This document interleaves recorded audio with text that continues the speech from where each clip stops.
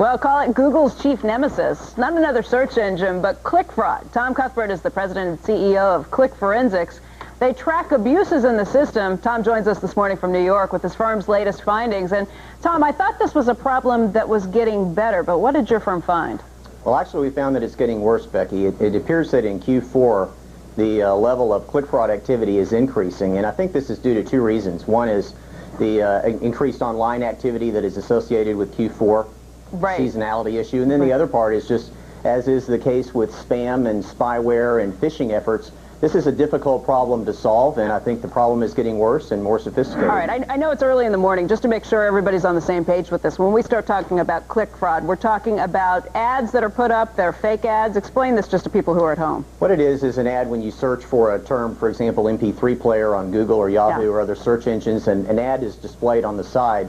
Someone clicks on that ad and goes to that advertiser's site, and the advertiser then pays the search provider.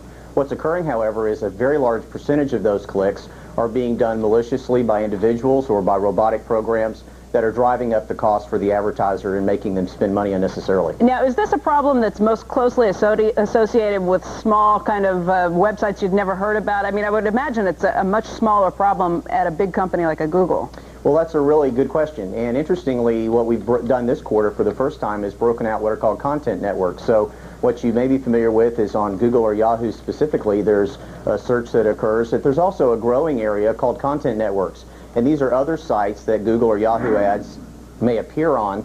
And this is where a large amount of this click fraud is occurring. This is much more difficult to track. It's a step away from the search providers.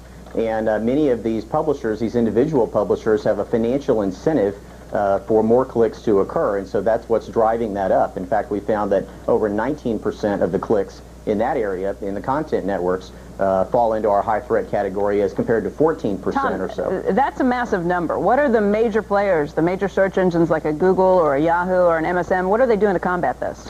Well, they've last summer joined an Interactive Advertising Bureau Initiative working group, and that's a very slow, long process. They say that they're tracking it on their own, but you know, in the same way, Becky, that there's not a third party like a Nielsen for television, that's what needs to occur here. And so we're hoping and working with the search providers and have over 3,000 advertisers behind us in our click fraud network and members of our Click Quality Council that are not satisfied with the actions that they've taken.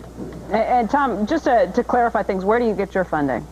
We're a privately held company, and our money comes from advertisers. Advertisers pay us to validate their campaigns and make sure that they get what they pay for from the search providers. All right, Tom, thanks for joining us, and we'll hope you come back as you find more of these. It's a problem that we're all going to be following very closely. Thanks, Becky. Sure.